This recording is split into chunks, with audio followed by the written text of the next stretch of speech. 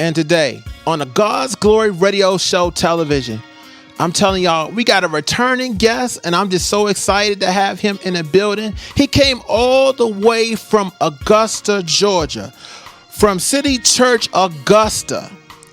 Please give it up for the one and only Elder Tommy Powell. God bless you, sir. Amen. Thank you so much, Victor. To all the faithful of the Glory Network, we're so glad to be with you on today. As Victor said, I'm from Augusta, Georgia, originally from Atlanta. I'm so glad to be here with the Glory Network on today. I'm going to hurry up and get out the way because it's a strong anointing sitting over here to my left. I just want to know what that's all about here. Listen, if you would, let's take time right now to go with me. If you have your Bibles, if not, just listen to 1 Samuel chapter 9. 1 Samuel chapter 9. I'm going to jump around a little bit just for the sake of time. I won't read all of the text that I'm going to touch, or I'll just jump around a little bit just so you can follow a train of thought. And if I needed a subject, I just want to title this one, Chasing Donkeys. Chasing Donkeys. Because so many of us in our lives, we're chasing donkeys, but we don't realize the donkeys were just a setup for your destiny. So if you would, 1 Samuel chapter 9, starting in the first verse. 1 Samuel chapter 9, starting in the first verse. There was a man of Benjamin whose name was Kish, the son of Abiel, the son of Zeror, the son of Bechorath, and the son of Apaiah. A Benjamite, a mighty man of power. And he had a handsome son whose name was Saul. There was not a more handsome person than he among the children of Israel. You know, that boy had some swagger. They say he was the most handsome one in the whole nation. From his shoulders upward, he was taller than any of the people. Now the donkeys of Kish, Saul's father, were lost, and Kish said to his son, Saul, please take one of the servants with you and arise and go and look for the donkeys. So he passed through the mountains of Ephraim and through the land of Shalisa, but they did not find them. Then they passed through the land of Shalem, and they were not there. Then they passed through the land of the Benjamites, but they did not find them at all. When they had come to the land of Zuph, Saul said to his servant who was with him, come, let us return, lest my father cease caring about the donkeys and become worried about us. And the servant said to him, look now, there's in the city a man of God, and he is an honorable man. All that he says comes to pass. So let us go there. Perhaps he can show us the way that we should go. Verse 7, but then Saul said to the servant, but look, if we go, what will we bring the man? For the bread in our vessels is all gone, and there is no present to bring the man of God. What do we have? And the servant answered Saul again and said, look, I have here at hand 1/4 of a shekel of silver. I will give that to the man of God to tell us our way. Verse 11, and as they went up to the city, they met some young women going to draw water, and he said to him, is the seer here? And they answered them and said, yes, there he is just ahead of you. Hurry now, for today he came to this city, because there is a sacrifice of the people today on the high place. As soon as you come into the city, you will surely find him before he goes up to the high place to eat. For the people will not eat until he comes, because he must bless the sacrifice. Afterward, those who are invited will eat. Now, therefore, go up, for about this time you will find them. Verse 15. Now the Lord has told Samuel in his ear the day before Saul came, saying, tomorrow about this time I will send a man from the land of Benjamin, and you shall anoint him commander over my people Israel, that he may save my people from the hand of the Philistines. For I have looked upon my people, because their cry has come to me. So when Samuel saw Saul, the Lord said to him, there he is, the man whom I spoke to you. This one shall reign over my people. Saul drew near to Samuel in the gate and said, please tell me where the seer's house is. Samuel answered Saul and said, I am the seer. Go up before me to the high place, for you shall eat with me today, and tomorrow I will let you go, and I will tell you all that is in your heart. Now watch this, verse 20. But as for the donkeys that were lost 3 days ago, do not be anxious about them, for they have been found, and on whom is all the desire of Israel. Is it not on you and all of your father's house? That's interesting. If you go on, the prophet told him again that don't worry about the donkeys, for they've been found.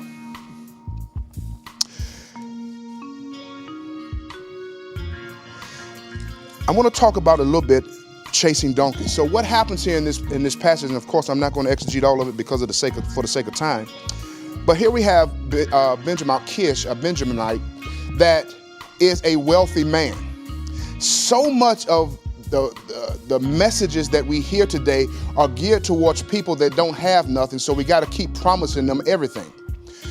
But God here says that this man was wealthy. He had land, he had animals, he had servants, but he still needed God. And he had a son that was of physical appearance. He was good, he was handsome, he was tall. Saul, his job was tending his father's donkeys, his sheep, and with all of the servants, the donkeys become missing. Now, in that day, donkeys represented economic power. Donkeys represented a lifestyle. Donkeys represented something that you needed in order to sustain life, right?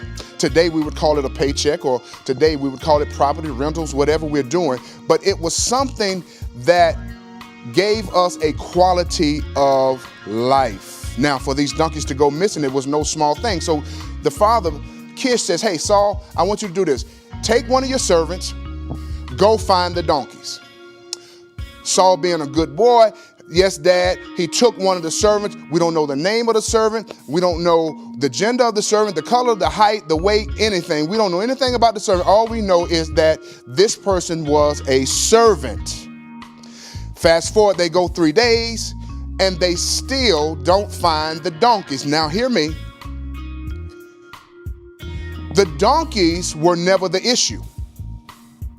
So many times we're chasing things in life and we don't discern God is using the event to be an open door to the next phase of your life. Let me say it again. The donkeys were never the issue. God was using the loss of the donkeys, Saul getting up, moving to go find the donkeys so he can bring him into the next phase of his life. We have stressed out about stuff we've lost, and the stuff we've lost ain't even the issue. The issue is where you start moving to find an answer to it, and when you do, God has an answer for your answer. The donkeys were not the issue. I remember, I'm an old street boy from Decatur, Georgia, grew up in Glenwood Road, and never went to church. And, God knows everything. he knows what you like. He knows that you like vanilla. So if he's trying to bait you, he ain't going to give you chocolate because he know you ain't going for it. So when God began to call me and woo me into the kingdom of God, he used a young lady. And the young lady told me, he said, listen, if you want to go out with me, you're going to have to come to church.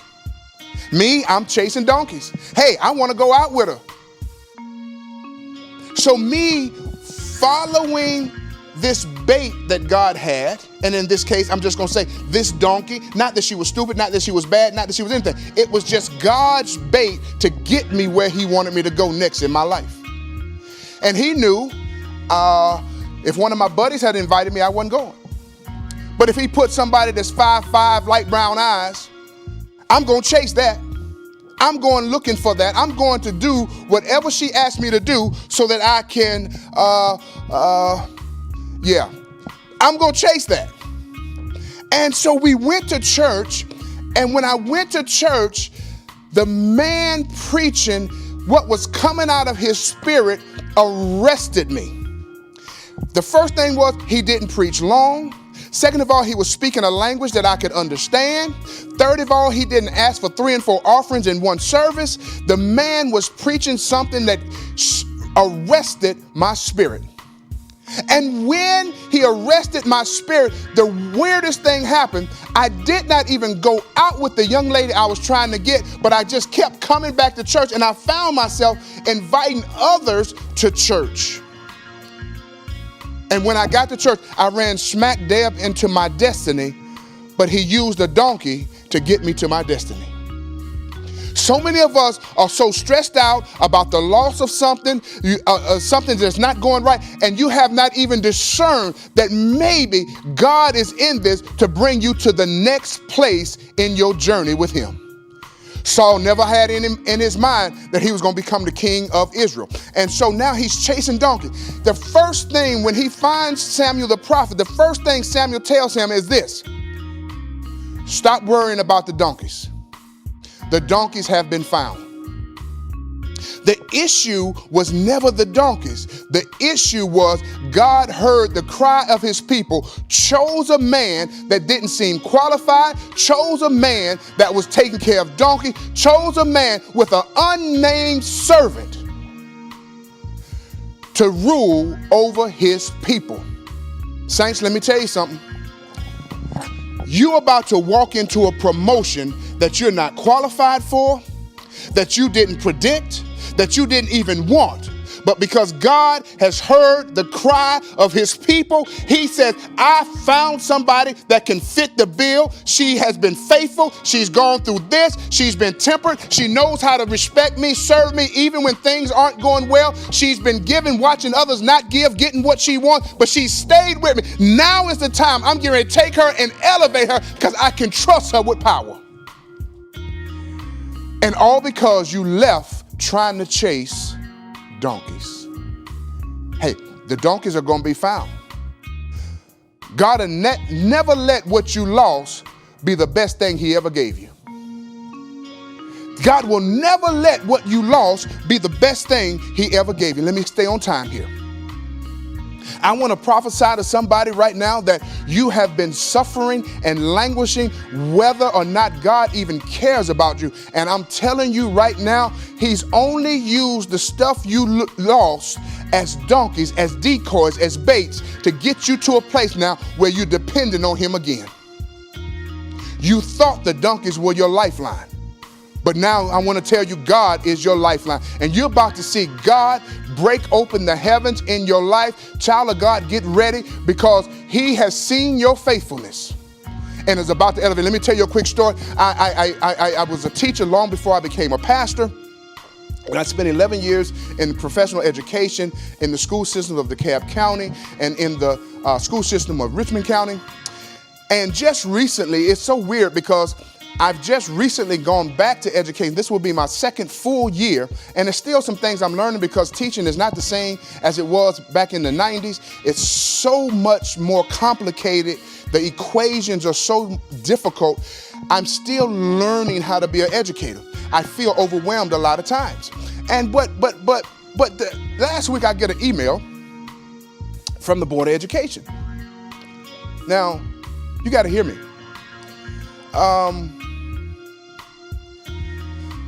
The email is telling me, fill out your paperwork because you're going to be the chairperson of your department and you need to fill out this paperwork by this deadline so that you can get this stipend. Saints, I ignored the email because I thought, well, they must have sent it to somebody by mistake and just included me because I didn't even apply for a chair position. I didn't even know that there was a chair position. They can't be talking to me. A week goes by, I get another email. And they said, the deadline is today. Go ahead so you can get your stipend, da-da-da-da. So finally, I just replied, please forgive me for my delay in response. I read this and it was talking about a chairperson. Did you mean to send this to me?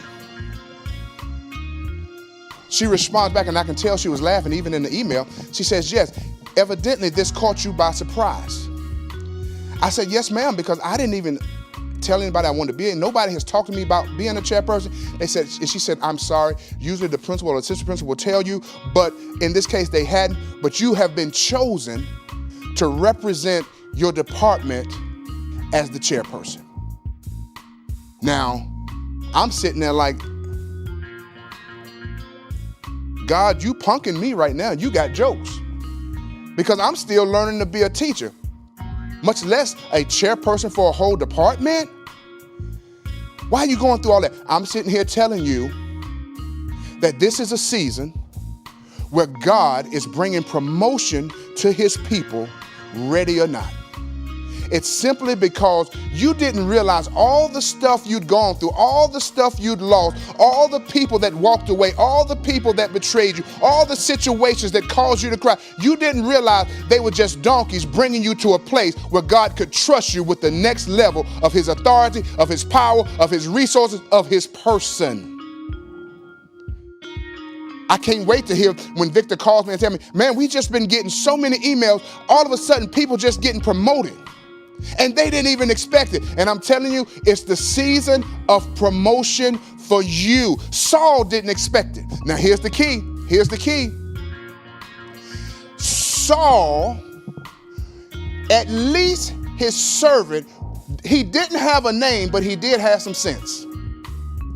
He said, listen, before we go back, let's find a man of God that's in this city. Everything he says comes to pass. Now, I know it is the trend in our country that everybody wants to visit everybody's church on a Sunday online. Everybody wants to go to 3 different churches online every week. And every week we're in a different church. I'm not against online church. No, I'm not.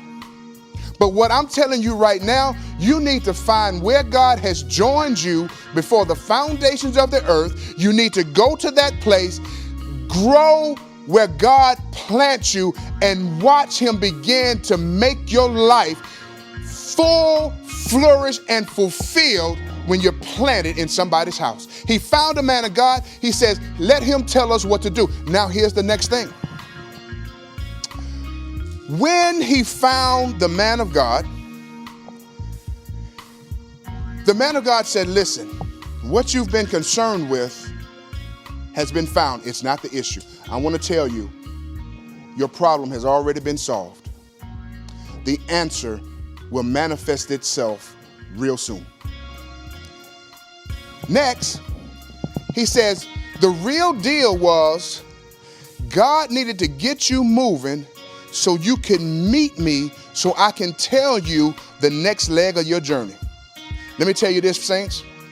Whether God got a UPS, FedEx it, Uber it, or do whatever, he's getting ready to bring somebody across your path that has the next piece of the puzzle that you've been missing. He's getting ready, or she's getting ready to tell you what God has for you next. And let me tell you this, don't you dare in this season look at somebody's outer man and determine whether or not they're qualified to tell you what God is saying for you next.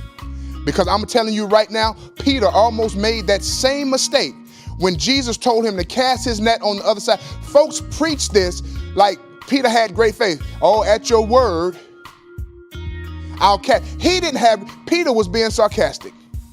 Because in Peter's mind, he said, man, I've been out here all night and I'm a professional fisherman. You a carpenter. What you know about fishing? That's basically what he was saying. But at your word, I'll do it. He almost missed a blessing because he didn't think a carpenter could tell him how to fish. Don't judge the people that God is bringing into your life now, because I'm telling you, they got the piece of the puzzle, the comma, the period, the hyphen that you've been missing. And they're going to speak it, and you're going to know it's God because you wouldn't have met him. You wouldn't have told him. God's going to speak to you the thing of your heart. Now, God says, Saul, you getting ready to be king over my people. Promotion is coming. You might not be ready. You might not be qualified. But because God chose you, you're qualified. Because God chose you, you're going to be okay. But this last part I want to tell you right now,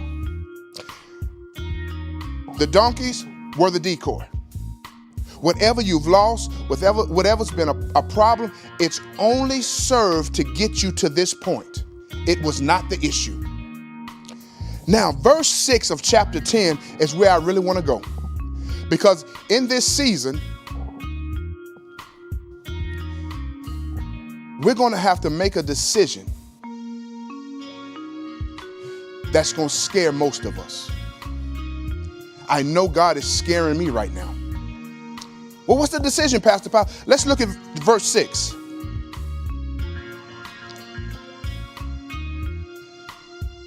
Let's look at verse 5. After that, you shall come to the hill of God where the Philistine garrison is, and it will happen when you have come there to the city that you will meet a group of prophets coming down from the high place with a stringed instrument, a tambourine, a flute, and a harp before them. And they will be prophesying. Then the Spirit of the Lord will come upon you, and you will prophesy with them, here it is, and be turned into another man. Watch this now.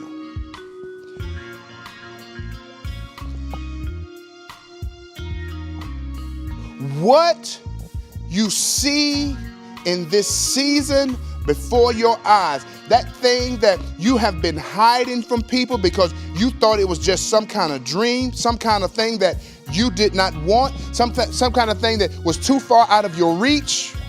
This thing has been beating in your heart, and you've been secretly watching business shows to try to learn how to do business. You've been secretly watching cooking shows. You've been secretly doing this, and you've been putting this in your eye gate because it's something beating in you saying, that's what I'm going to become. Because we only become what we behold. Now, Saul was tending his daddy's donkeys. Saul was running around with donkeys. Now, here he is. The man of God is telling him, you're getting ready to see something. You're getting ready to see people prophesying something you know nothing about, something that you've never even thought, something that is not even in you. He says, but when the Spirit of God comes upon you, it's going to activate an eternal gifting that's been in you, lying dormant, and when it comes to life, you're going to start prophesying like them. He says now, you're going to become what you behold. In this season now, this might not be the time to be watching Greenleaf, because you don't want to become that. There's something in you that's beating. There's something in you that's been lying dormant. And you know I'm telling the truth because you've been saying, God, it's got to be more. There's something else here. I don't know what it is. There's got to be something else. And you're saying, God, I can't keep doing this. There's something more. And God is saying, yep, now I'm getting ready to bring before you things that's going to bring to life that thing that's in you. And you're going to know exactly what to do. And now, but here's the qualification. Verse 6. You're going to prophesy now. All of a sudden, you're going to go from a house mom to an executive. You're going from assistant to CEO. You're going to become the very thing that you're beholding. And he says, you're going to start prophesying. You're going to do something that's so against your nature because the Spirit of God is coming upon you now. And he's going to bring to life everything God has in you. And with my last 3 minutes, let me tell you this. Here's the big caveat of the whole thing. The donkeys were the decoy. The donkeys was just what God used to get you moving. You can celebrate because what you lost has already been found. You're going to get back what you lost. And believe me, the last thing you lost ain't the best thing God had for you. So you can be excited that what he's getting ready to do in your life is going to be better than what you lost. And then he says, now I'm getting ready to put you on a regimen that you're going to be beholding. You're going to start being interested in. You're going to start putting things in your eye gate that's going to be in alignment with what God is doing in your life in this season. It's so funny because every time God gets ready to switch my seasons, you know what happens? I lose a donkey. Whether it's, I'm not ashamed to say it, whether it's a house that was my dream house that I gave my wife. Jesus came on this earth to save those that are lost. And our mission today is to save souls. Romans 10:9 says that if you confess with your mouth and believe in your heart that Jesus Christ died and rose again, then you shall be saved. And at this time, we just want to go into the sinner's prayer for anyone that is listening who want a better relationship with God, want to know who Jesus is. As we say the sinner's prayer, please repeat these words along with us. Dear Lord Jesus, I am a sinner. Please come into my heart today so that I can live in relationship with you. I believe in my heart and confess with my mouth that Jesus, you were born in the flesh, was crucified on the cross, died and rose again, and is alive forevermore. Jesus, thank you for giving your life for me, teaching me how to live my life daily in relationship with you. Thank you, Jesus, for the gift of salvation today. I declare and confess that I am saved.